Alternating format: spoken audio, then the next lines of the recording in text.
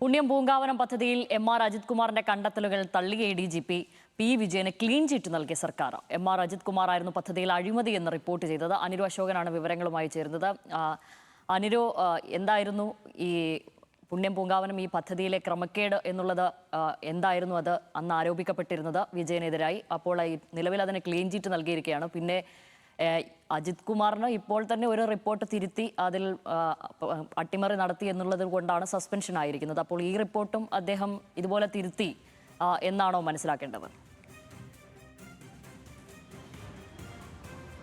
ശ്യാമിലി, ശബരിമല എന്ന് കേൾക്കുമ്പോൾ നമ്മുടെ മനസ്സിൽ ആ ശബരിമലയ്ക്കൊപ്പം ഒരു കാലത്തൊക്കെ ചെവിയിലേക്ക് എത്തിയിരുന്ന അല്ലെങ്കിൽ മനസ്സിലേക്ക് വരുന്ന ഒരു പദ്ധതി തന്നെയായിരുന്നു പുണ്യം പൂങ്കാവനം എന്നുള്ള പദ്ധതി. അതിൽ പി വിജയനായിരുന്നു ആ പദ്ധതിയുടെ കോർഡിനേറ്ററായി വർഷങ്ങളോളം ഉണ്ടായിരുന്നത്. പക്ഷേ 2023 ആകുമ്പോഴേക്കും അവിടെ ശബരിമലയിൽ സ്പെഷ്യൽ കമ്മീഷണറായിരുന്ന വ്യക്തി അത് ഹൈക്കോടതിക്ക് ഒരു റിപ്പോർട്ട് നൽകുന്നു. ഈ പുണ്യം പൂങ്കാവനം പദ്ധതിയുടെ പേരിൽ ഭക്തരിൽ നിന്ന് അനധികൃതമായി പണം പിരിക്കുന്നു, ഇതിൽ അഴിമതി ഉണ്ട് എന്നുള്ള തരത്തിലായിരുന്നു റിപ്പോർട്ട്. ഈ റിപ്പോർട്ട് പരിശോധിച്ച ശേഷമാണ് ഹൈക്കോടതി ഇത് സംബന്ധിച്ച് ഡിവിഷൻ ബെഞ്ച് ഇത് സംബന്ധിച്ച് പരിശോധിക്കാൻ അന്ന് ശബരിമലയുടെ ചീഫ് കോർഡിനേറ്റർ ആയിരുന്ന എം.ആർ. അജിത് കുമാറിനോട് പറയുന്നത്. മാസങ്ങൾ നീണ്ട ഒരു പരിശോധനയുടെ അടിസ്ഥാനത്തിൽ എം.ആർ. അജിത് കുമാർ ഒരു മുദ്രവെച്ച കവറിൽ ഒരു റിപ്പോർട്ട് ഡിവിഷൻ ബെഞ്ചിന് നൽകുന്നു. ഈ റിപ്പോർട്ട് പരിശോധിച്ച കോടതി ഇത് വലിയൊരു ഞെട്ടിക്കുന്ന റിപ്പോർട്ടാണ്, അതുകൊണ്ട് തന്നെ ഇനി ഈ പദ്ധതി തുടരേണ്ടതില്ല എന്ന് ദേവസ്വം ബോർഡിനോട് പ്രഖ്യാപിക്കുകയും ഈ പുണ്യം പൂങ്കാവനം പദ്ധതി ദേവസ്വം ബോർഡിൻ്റേതല്ല എന്ന്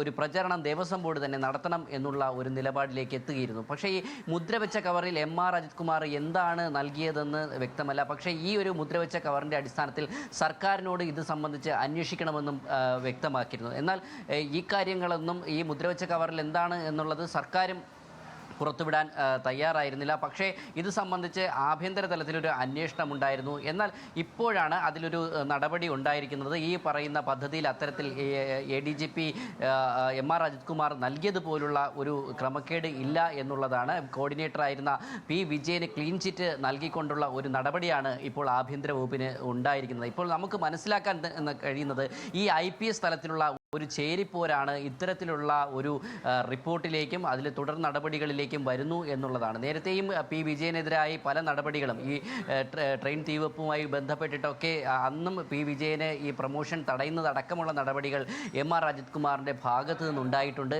ആ ഒരു നിലപാട് തന്നെയാണ് ഈ പുണ്യം പൂങ്കാവനം പദ്ധതിയിലും അജിത് കുമാർ സ്വീകരിച്ചതെന്ന് മനസ്സിലാക്കണം. പക്ഷേ അത് ആർക്ക് വേണ്ടിയിട്ടാണ്, അല്ലെങ്കിൽ അത് സ്വന്തം താല്പര്യത്തിന് വേണ്ടിയിട്ടാണോ ഇത്തരം നിലപാടുകൾ അജിത് കുമാർ പി വിജയനെതിരെ സ്വീകരിച്ചതെന്ന് കണ്ടറിയേണ്ടതുണ്ട്. എന്തായാലും UDF സർക്കാർ ഈ പറയുന്ന എം.ആർ. അജിത് കുമാറിൻ്റെ റിപ്പോർട്ട് തള്ളിക്കൊണ്ട് ഇപ്പോൾ ഇന്റലിജൻസ് മേധാവിയായ പി വിജയന് ക്ലീൻ ചിറ്റ് നൽകിയിരിക്കുകയാണ്.